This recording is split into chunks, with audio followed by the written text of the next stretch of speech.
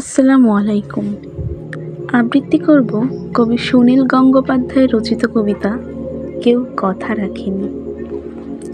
কেউ কথা রাখেনি, ৩৩ বছর কাটল, কেউ কথা রাখেনি।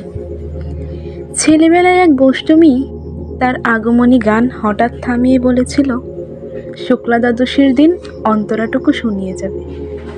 তারপর কত চন্দ্রভোগ অমাবস্যা এসে চলে গেল, কিন্তু সেই বষ্টমী আর এলো না। ২৫ বছর প্রতীক্ষায় আছি।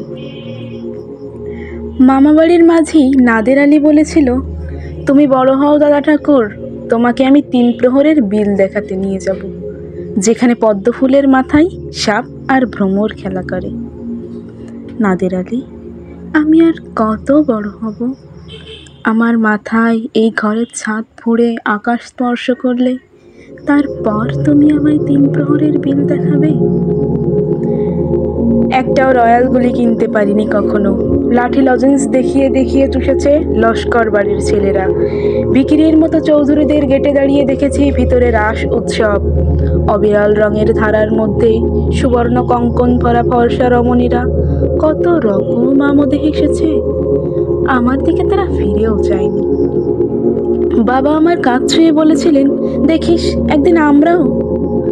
বাবা এখন অন্ধ, আমাদের দেখা হয়নি কিছু। সেই রয়্যালগুলি, সেই লাঠি লজেন্স, সেই রাস উৎসব আমায় কেউ ফিরিয়ে দেবে না। বুকের মধ্যে সুগন্ধি রুমাল রেখে বরুণা বলেছিল, আমায় যেদিন সত্যিকারের ভালোবাসবে সেদিন আমার বুকেও এরকম আতরের গন্ধ হবে। ভালোবাসার জন্য আমি হাতের মুঠোয় প্রাণ এনেছি, দুরন্ত ষাঁড়ের চোখে বেঁধেছি লাল কাপড়। বিশ্ব সংসার তন্ন তন্ন করে খুঁজে এনেছি ১০৮টা নীল পদ্ম। তবু কথা রাখেনি বরুণা। এখন তার বুকে শুধুই মাংসের গন্ধ, এখনও সে যে কোনো নারী।